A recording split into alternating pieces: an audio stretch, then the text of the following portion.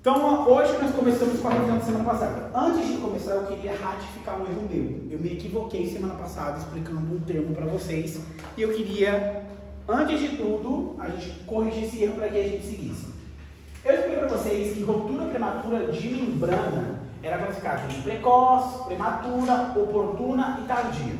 Na verdade, a ruptura das membranas são classificadas em prematura, precoce, oportuna e tardia. Prematura é sempre que acontece antes do trabalho de parto, e eu quero que vocês risquem aquela questão da precocidade ser quando o embaraço tem menos de 30 semanas. Ou seja, iniciou antes do trabalho de parto, vai ser considerado ruptura prematura de membrana. Então, independente da idade gestacional, vai ser considerada ruptura prematura de membrana se começa antes do trabalho de parto. Agora, essa questão que as rupturas, elas vão se classificar de acordo com o momento do trabalho do parto, elas acontecem, que podem ser precoce, pode ser oportuna e pode ser tardia.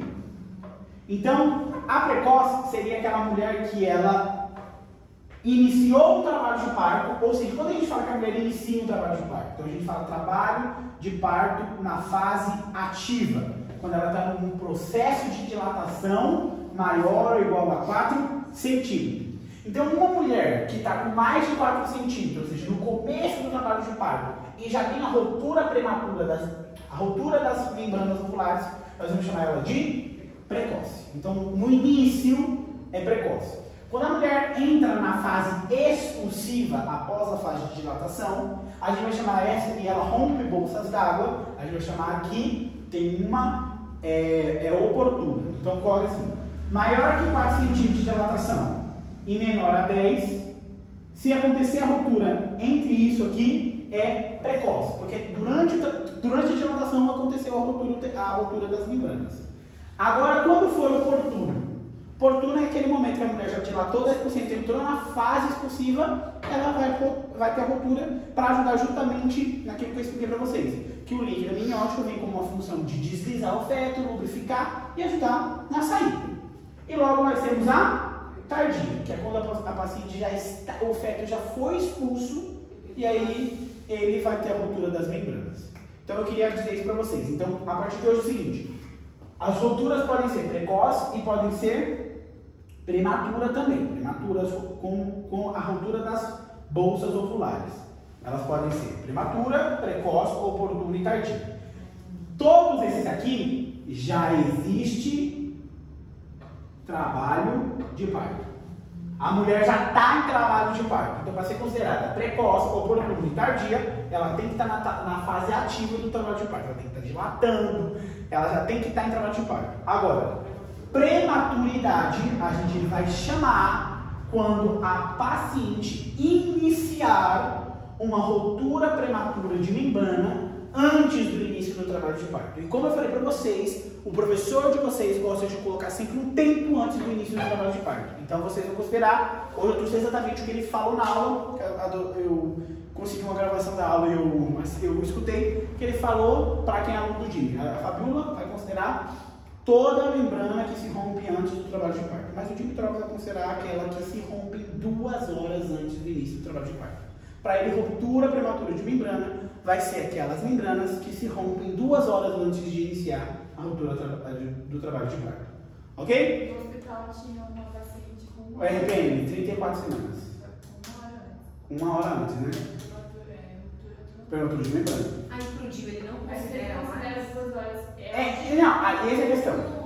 Aí você faz o seguinte, na prática ele considera qualquer RPM, qualquer perda de líquido, ele considera RPM. A nível didático ele vai considerar essas 2 horas. Porque um paciente que chega com... Você não sabe o tempo. Ela pode falar que estava perdendo líquido há 1 hora, 2 horas. Vai saber quanto tempo ela levou a perceber que ela estava perdendo líquido. Aí tem a clínica clássica, que é a perda espontânea. Então, se a mulher você está com a mulher não está em trabalho de parto, é ruptura prematura de membrana. Tipo, você fala com o coelho posterior, fechado, permeado, por perros do dedo. Não tem o que fazer.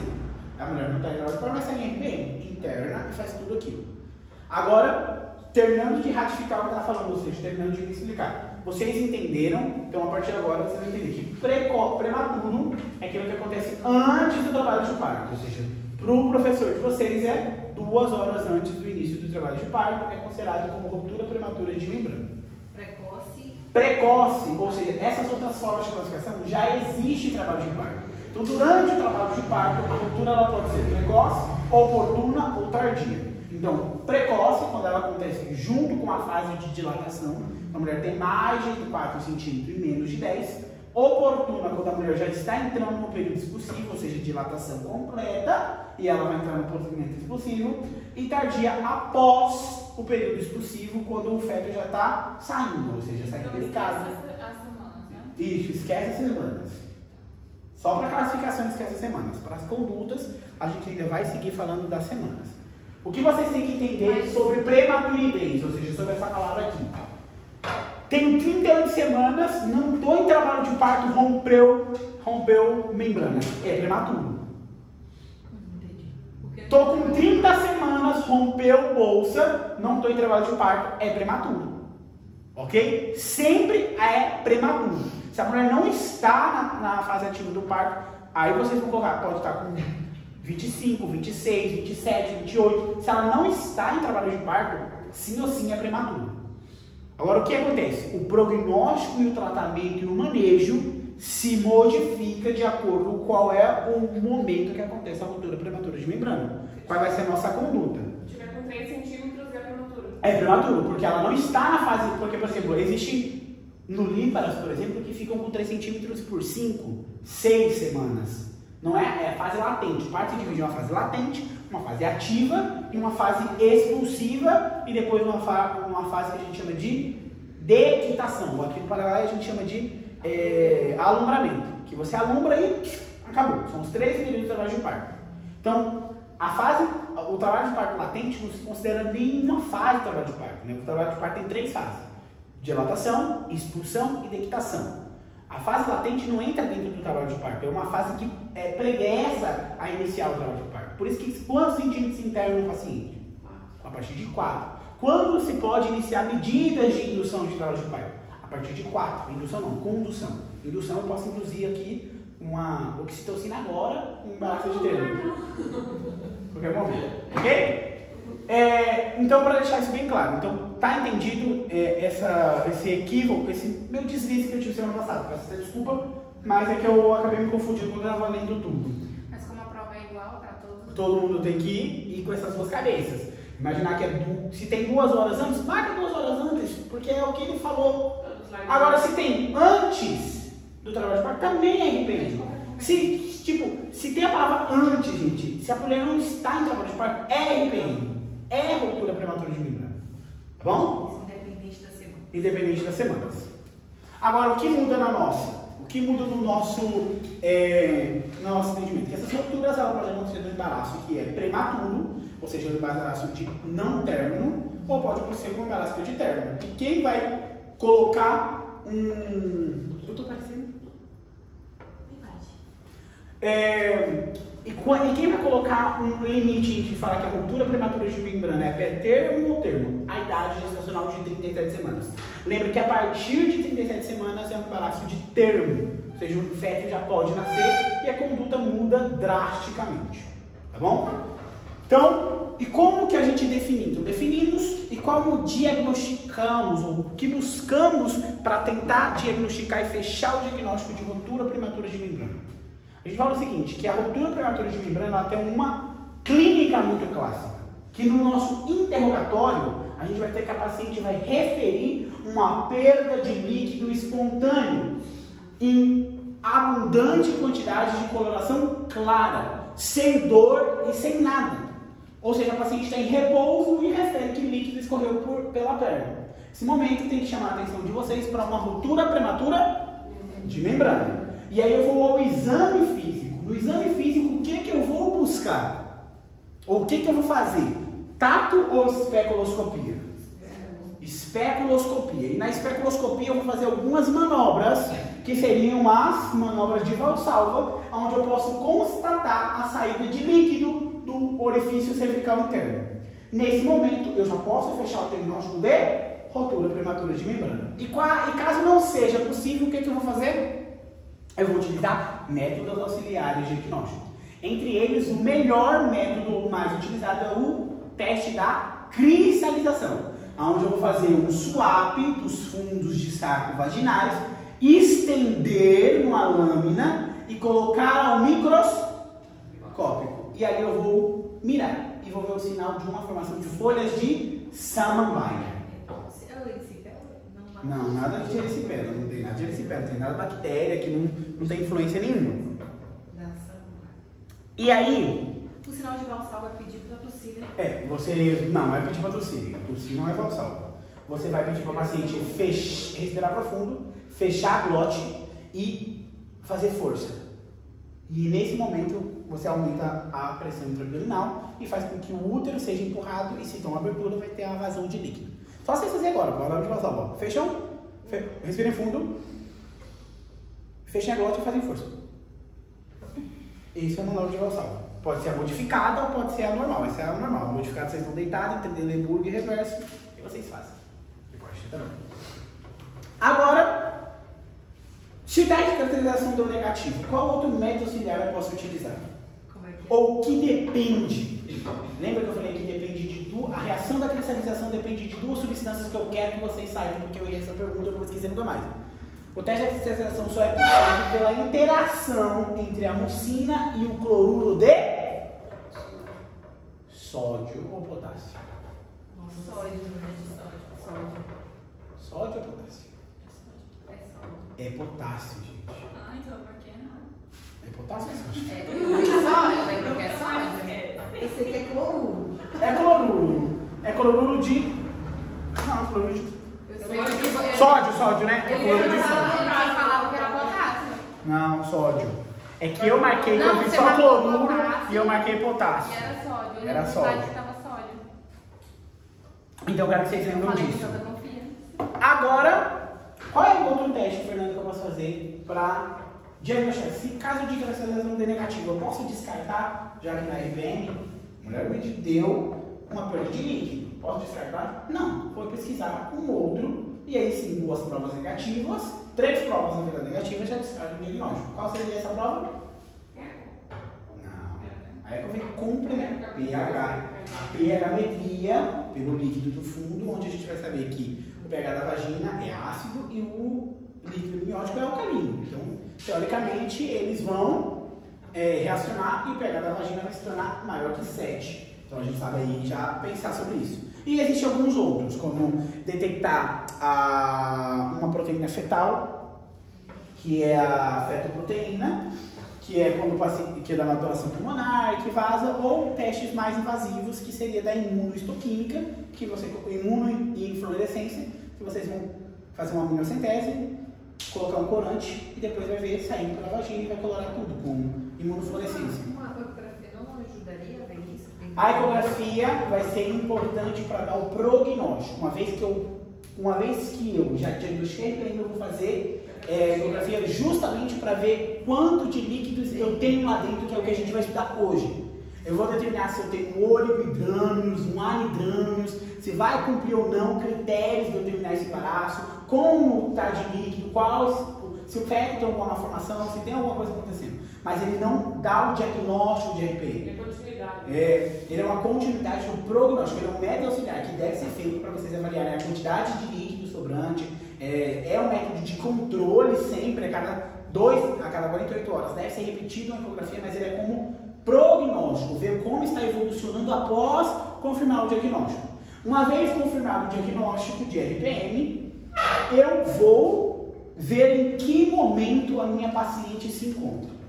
Então a gente tem as medidas gerais, ou seja, quais são as medidas gerais para todas as pacientes? Assim, para todas as pacientes é internação. Todas as pacientes. Internação e hidratação. Isso para todas as pacientes. Todas. Só que o resto da conduta vai se dividir de acordo com uma idade gestacional que minha paciente aconteceu a RPM. Então, se uma RPM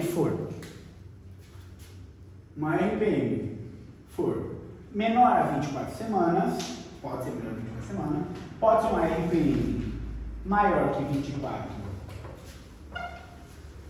maior que 24 a 36 semanas, e pode ser uma RPM maior que 36,9, que é maior ou igual a 37 semanas. As condutas, elas se modificam. Aqui, uma RPM de 24 semanas, qual é a conduta, além da internação e hidratação? Expectante. Vocês vão olhar, tipo, não tem o que fazer. Vocês podem, sim, caso vocês expliquem tudo e a paciente queira a terapêutica para RPM, que seria internação, repouso, hidratação, antibiótico terapia, cultivo das secreções vaginais, ultrainibição, se vai ser planteado se iniciar um trabalho de parto, vocês podem fazer. Mas o que é preconizado, o que é de primeira eleição fazer uma RPM de 24 semanas, além da internação, hidratação e repouso, é expectar. Ver se a mulher não vai entrar em trabalho de parto, se não vai se infectar, até que ela cumpra ser maior de 24 semanas. Aí, a partir do momento que ela é maior que 24 semanas, aí entra o que a gente vai fazer, tudo que a gente vai fazer. Então, numa gestação, o que acontece? Maior que 24 semanas, diz aqui, ó. Já comecei com ao contrário. Aqui. Maior, 34. Aqui, ó. Então é mau prognóstico, pode associar-se a patologias amnióticas graves, não se recomenda tocólise, maturação pulmonar, profilaxia, para estreptococo beta do grupo B e neuroproteção. Tendo em conta que durante o manejo expectante poderia ocorrer infecção intraamniótica, endometrites, desprendimento de placenta normal insertada, retenção placentária, sepse materna. Considerar a administração de anti-B desde as 20 semanas de gestação. Lembrando sempre que, quando for menor que é expectar. E aí o que for surgindo, tudo é contraindicado. Então, mas existe aquilo que eu falei para vocês, existe o desejo do casal. Se o casal fala, lute, você começa a fazer mesmo o que está na literatura, que a gente vai expectar repouso e hidratação para essa nossa paciente. Agora, o que a gente vai fazer numa gestação?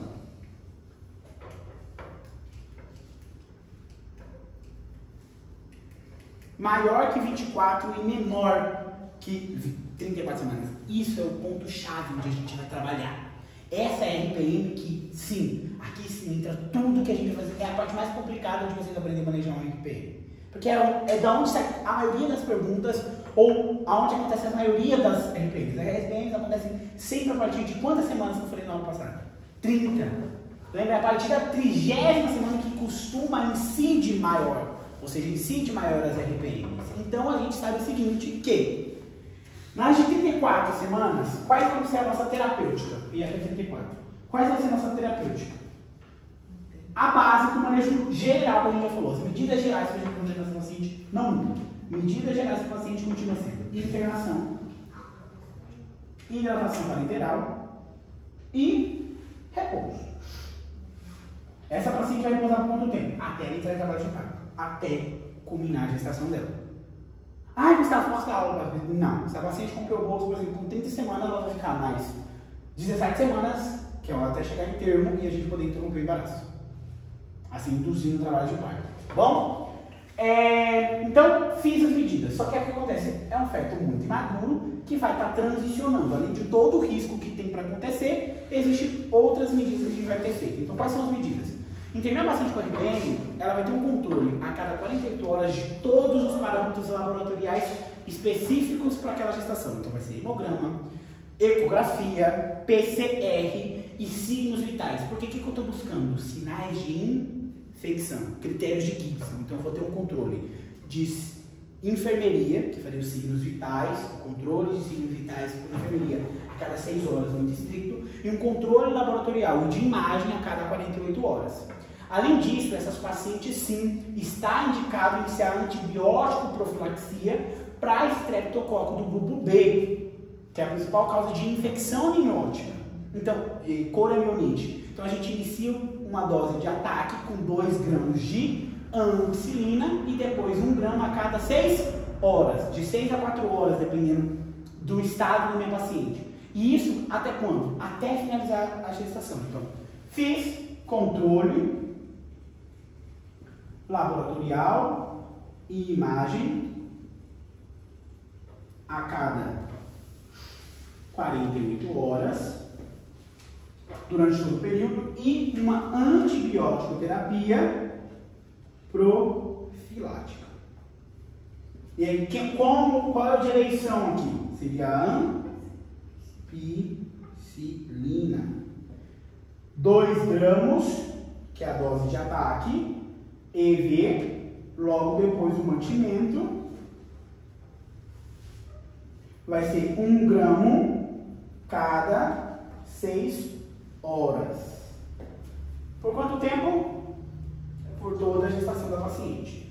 Qual outra coisa que a gente vai fazer? Aqui sim, caso a paciente entre em trabalho de parto, a idade ainda seja menor que 34 semanas, está preconizado fazer a maturação pulmonar. Então, nesses casos, está indicado a tocólise, que seria inibir a contração uterina. Ou seja, esse útero não vai contrair, permitindo que eu termine, escutem bem, que eu termine o esquema de maturação pulmonar e logo suspenda também a tocólise.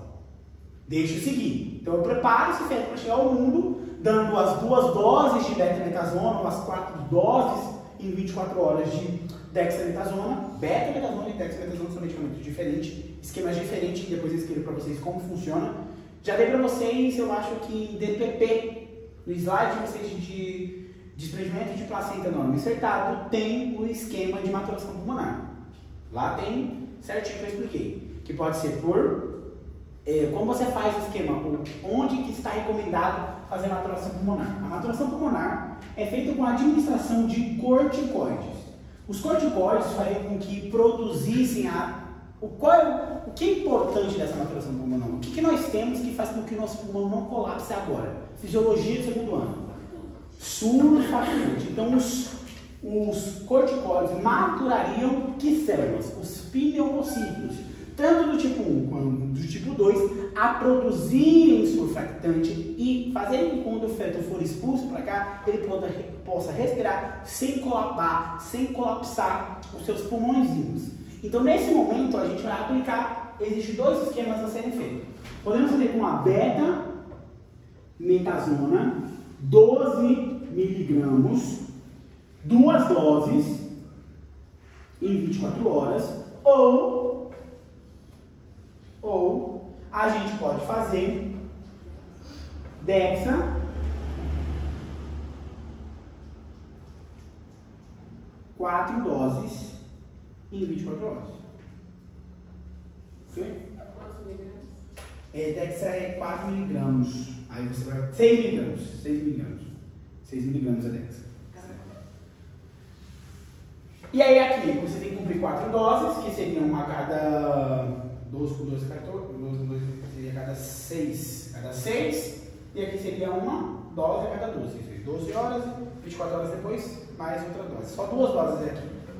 Então seria uma dose, tipo assim, você tomou uma hoje 7 horas da manhã, você vai tomar a segunda dose 7 horas da manhã também. Tipo, 24 horas de intervalo entre a da betamethasona. 2 doses em 24 horas, não é a cada 12 miligramas. 12 miligramas. Aí eu vou explicar para vocês o que acontece com o professor de vocês agora. A betamethasona, isso é farmacologia Mário Laura, vem da seguinte questão. Ela vem em apresentação acetato e fosfato. Então vocês vão pegar e vão mesclar os 2. Então das 12 miligramas vocês vão aplicar, 6 miligramas vai ser de acetato de beta-metasona e 6 miligramas vai ser de fosfato de beta-metasona. Bom? Só explicando isso porque é um adendo que o Jimmy sempre gosta de falar. O porquê faz isso, eu não sei. Mas ele coloca isso. Ambos são formas de apresentação de beta-metasona. Então a tocólise vocês vão fazer até quando? Até terminar o esquema de maturação pulmonar. E a maturação pulmonar está indicada quando? Quando nós temos a gestação entre 24 e 34 semanas. Após 34 semanas, Gustavo, vou fazer tocólise? Não. Tem uma maturação pulmonar? Não tem indicação. Antes de 24 semanas, está indicada a tocólise? Então, já estão sabendo bastante. Numa gestação que teve uma RPM, que eu falei que eu quero que vocês aprendam que eu manejo entre 24 e 34 semanas. Quais são os critérios assim, sim ou sim, para finalizar o embaraço? A presença de um deles vai fazer com que vocês interrompam o embaraço. Primeiro, antes de qualquer coisa. Primeiro, oi? Não, é porque eu tô seguindo. Ah, por aí mesmo. Tá antes. Foi pra baixo, tinha que voltar. Antes nós temos a igual ou maior a 34. O que faremos? Ó, sem dúvidas sobre a evaporação pulmonar, ou seja, se você não tem dúvidas, indução entre 12 a 24 horas seguintes, procurando efetuar no menos tatos possível. Por que não vou efetuar tatos, Sofia?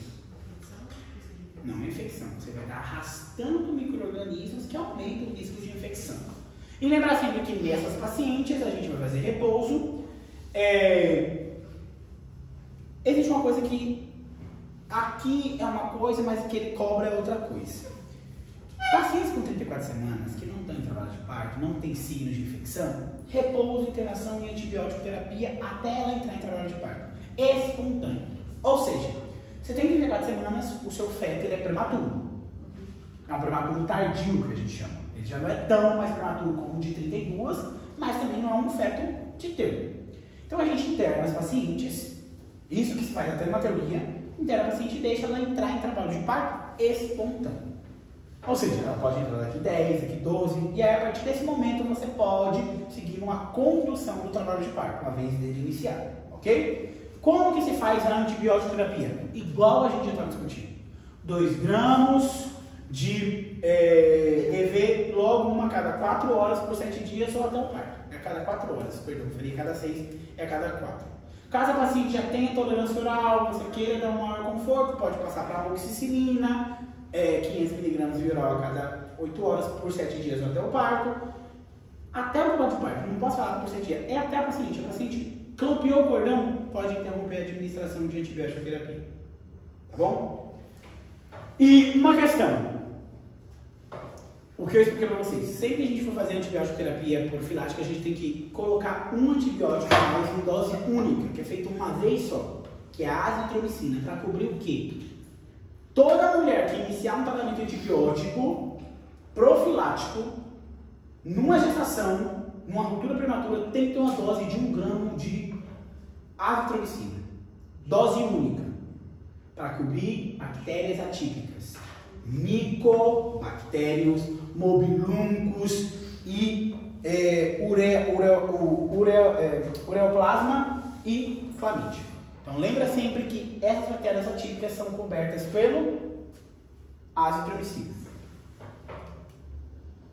E quais são... Não, eu quero deixar isso aqui depois. Esse aqui é um texto que tem novo. Eu quero a última gestação, que seria de 37 semanas. Vocês vão fazer o quê? Se a paciente não está em trabalho de parto, induz o trabalho de parto. Tipo, pá! Induza. Só que existe uma questão.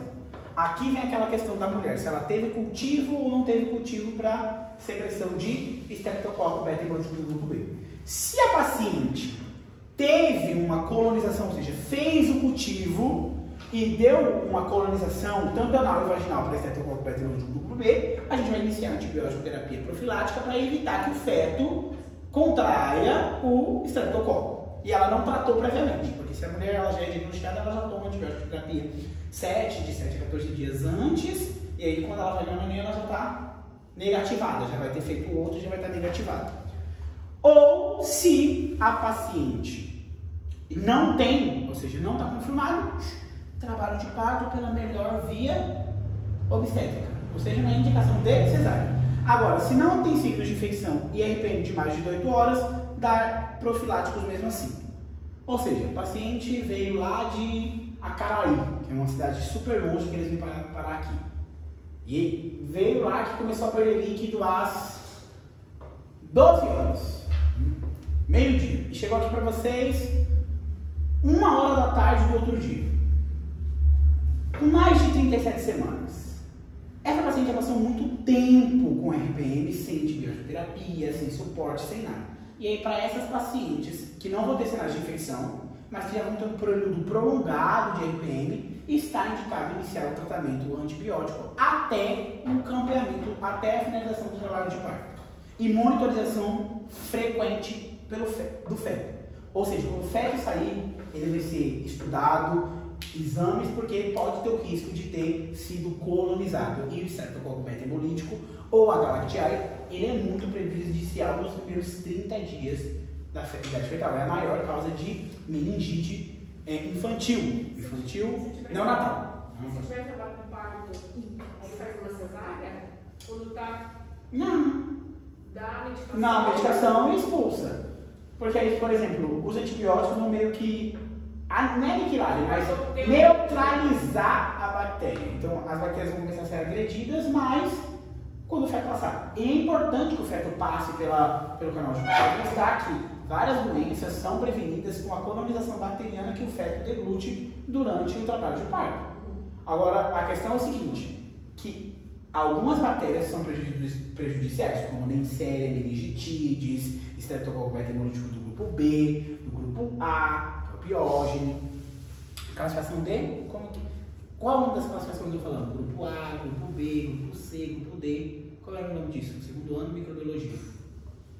Classificação de Lancefield, que classifica de acordo com a enzima utilizada pelo estreptococo para fazer a hemólise. Porque a gente tem os alfa-hemolíticos, os beta-hemolíticos, os delta-hemolíticos também existem. E os sistemas que não fazem hemólise. E, por último, tem algumas recomendações. Isso que está na aula de vocês, é fresquinho. Vocês podem ver que essas recomendações estão na aula de vocês, por isso que eu trouxe. Do colégio americano, que ele traz agora, mais novinho. Né? Novinho não, isso aqui é 2013, são 10 anos. 10 aninhos, e para ser sincero, a maioria disso aqui já caiu por terra, porque o ano passado saiu outras recomendações, o ano passado não, o ano retrasado saiu outras recomendações, que é o Brasil segue. Então, ó, se tem de 34 ou mais semanas, instituir medidas para o trabalho de parto, fazem sempre mediando a indução do trabalho de parto e recomenda a profilaxia contra estreptococcus, sempre. Por quê? Se a paciente não tem pesquisa, tá, gente? Se a paciente teve pesquisa e é negativado, agora o paciente sem pesquisa, profilaxia. Paciente sem pesquisa e com um tempo muito largo também, profilaxia. Sempre vamos tratar. Embaraços ou RPMs entre 32 e 33, atitude expectante, salvo pela confirmação da maturez pulmonar. Profilaxia contra estreptococo B, corticosteroide, não existe consenso. Não existe consenso ainda sobre o uso de antibiótico, mas faz profilaxia de qualquer jeito.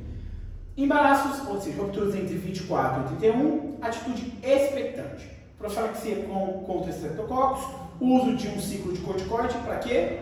Aqui, maturação pulmonar, e ATB, e não há consenso sobre o uso de tocolíticos, ou seja, se a mulher entrar no trabalho de parto, não há o consenso para fazer atualmente a tocólise. Mas vamos só encarar isso aqui como recomendações. Eu acho que isso aqui nunca caiu na prova. Acho que ele não vai colocar.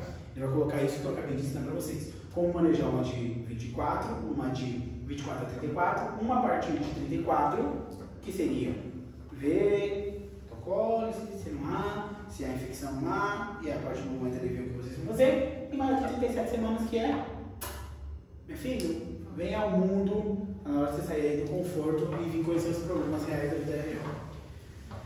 E aí tem esse aqui que eu quero que vocês estudem bem, que é da Federação Argentina de Ginecologia e Obstetrícia. De todos eu quero que vocês dão uma que fala assim, a decisão de expectar ou intervenir deve considerar o risco de infecção materno-fetal versus a morbimortalidade perinatal associada à prematurez. Às 34 semanas, o primeiro risco supera o segundo, ou seja, o risco de infecção materna supera o risco da morbimortalidade do feto, sendo recomendado finalizar o embaraço entre 24 horas a partir da produção da RPM. Então isso aqui é algo novo e o diretor adora isso da FASMA, que é da Federação Argentina de Ginecologia e Obstetrícia. O Paraguai não tem. Aqui, e isso eu quero que vocês saibam. Eu quero que vocês saibam como o nome de vocês. Isso é o que eu quero que vocês saibam. Quando, numa gestação, porque quando isso aqui eu estou falando de quando? Qualquer RPM. Mas qual é a principal? Essa RPM, ó. Essa RPM, das 24 a 34 semanas. Quando nessa RPM surge a anidrâmios, o que é anidrâmios? Ausência de líquido amniótico, não tem nada. Evidência de desconforto, de deformações por compressão fetal. Ou seja, o feto já está sendo comprimido, não tem tanto comprimido porque está se retorcendo o bichinho. Se há confirmação de alteração do sofrimento de frequência cardíaca fetal, que seria sofrimento fetal agudo, ou da hemodinâmica fetal. E se há existência de signos de infecção meiótica, entre parênteses, critérios de Gibson. Pronto. Isso eu quero que vocês saibam como o nome de vocês. Aqui a gente já sabe. E agora, para aí a gravação, gente.